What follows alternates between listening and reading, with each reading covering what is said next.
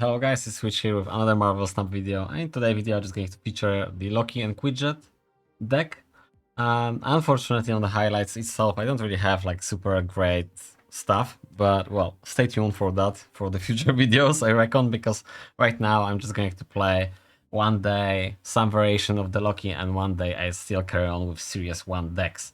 So despite the fact I almost level 700, I still have an idea to do 5 or 6 decks on the Series 1, just simply because I just want to enjoy the most the game. I just want to record everything what I decide to do already. So it's going to be a couple of ongoing decks. I have some value deck. I just want to do some deck with the strong guy itself, and then with the Enchantress and Doctor Strange. And with that being said, I think so I will just that'll be like a finish off of the Series 1. So yeah, ongoing decks because they're like super strong. And I'm just checking right now on the note on the second screen. Yeah, there's definitely going to be a couple of those still, and then we're just gonna jump to the Series 2. But in this video, obviously, as you can see, there's a Loki and a Quinjet. So I didn't really have like a highlight, but the main idea obviously is to play the Quinjet first. Actually, on almost every video you are going to see I'm actually playing the Quinjet on the first turn, but then in some cases either you have already so many cards due to the fact you're playing the Agent Cosmo, which is giving you 2 additional cards on the hand, and with the Agent 13 and with the White Queen you have so many options to choose, so sometimes you just simply you're not playing the Loki because there is no point. If you have like a good hand, good answers to the opponent, and or whatever, you just want to play the tempo. In some scenarios, the Loki is not really useful, despite the fact you might end up with some good cards, especially with the Quinjet, which that's going to basically give you the advantage of -2, because the cards that didn't start in your deck cost 1 less. With obviously the Loki itself, replace your hand with cards from your opponent's starting deck, give them -1 cost, so it's going to be -2. Sometimes you just don't want to play it just simply because there's maybe not collector on the table, and when there's the collector on the board, then you just want to carry on and usually try to play as soon as possible the Loki, because then the collector is just going to be boosted. And sometimes if you actually can trigger the Loki twice, I actually have the idea already to play with the Odin in the future, because then if you can actually, you know, trigger this twice, or maybe more, then the collector basically is going to win by himself the location, and sometimes it's the case just by basically using once the Agent 13 cable, Agent Coulson, and then after that using the Loki, and then usually the collector is like almost good to go to win the location by himself. Especially if you are going to play the Cosmo on the same position, same location, because Cosmo obviously is a good counter to everything what is going to basically trying to use on reveal ability. So what happened on this location? Sometimes it's kind of tricky, and actually on the next deck, next variant of the Loki, I'm not going to use the Cosmo, because Cosmo sometimes is the counter to yourself, especially if you want to play the Shang-Chi. And then you just realize, oh, I'm not able to play the Shang-Chi on this location because actually I played the Cosmo. So Cosmo is supposed to be played in the position. I mean, that's how I feel. Like the location, like you don't really try to win that location, but sometimes you're going to win because the opponent don't really want to play anything on like reveal abilities. So yeah, I mean, it's a good counter obviously for lots of cards, but sometimes might be tricky to actually play your own cards on that position, simply because we're actually using in this deck a lot of cards with on reveal ability, which is the Rockslide, which is the White Queen, which is the Agent Coulson, Cable, Korg, Agent 13, basically everything, the Loki itself as well. So ideally you don't really want to play the Cosmo, or just play on the position like just as a distraction. But obviously you can play some other cards, and then this just as a final card to counter something.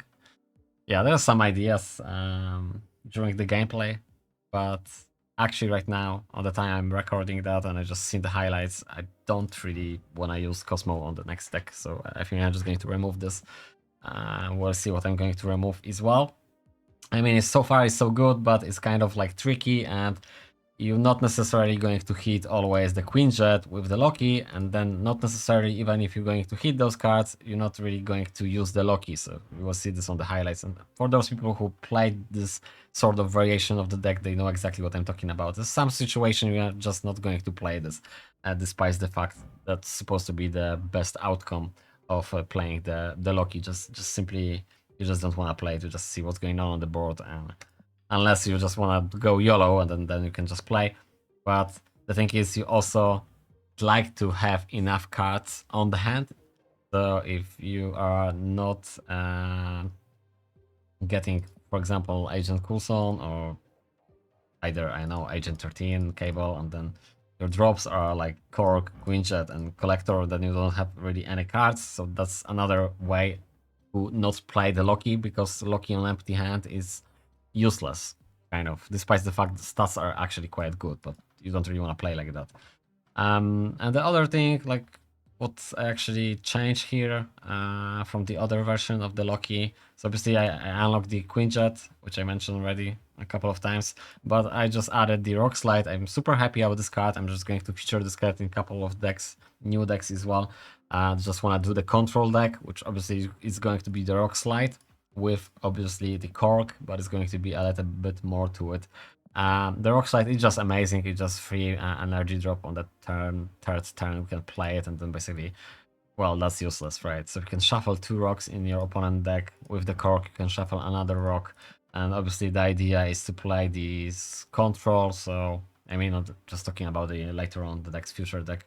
So yeah, I have a couple of more ideas to combine this. And I think it's going to be super great fun.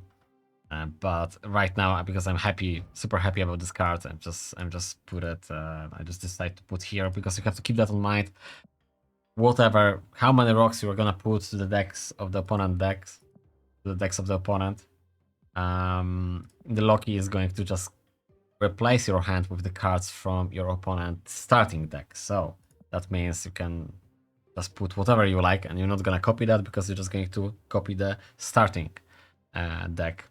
So yeah, you just good to go to put the rocks or put whatever else you are possibly can put. And then the rest of the cards, usually right now I'm just putting them on almost every deck, because just simply with the Loki, if you are able to play whole hand throughout the Quinjet, and believe me, you don't really need the Quinjet in some cases, you will just dump everything from your hand on the turn 5, and then you don't really have any options or any cards left. So this is like really great stuff as well, and especially because America Chavez, well, firstly you can play something because you don't really have anything else to play, and then secondly because this is always on the bottom on your deck, so that means you usually will get the card you actually hoping to get. So there is no any situation like the Agent 13 is going to be the last card, but despite the fact there might be like one before the last one, but you know what I'm talking about exactly. So it's good to thin out the deck a bit.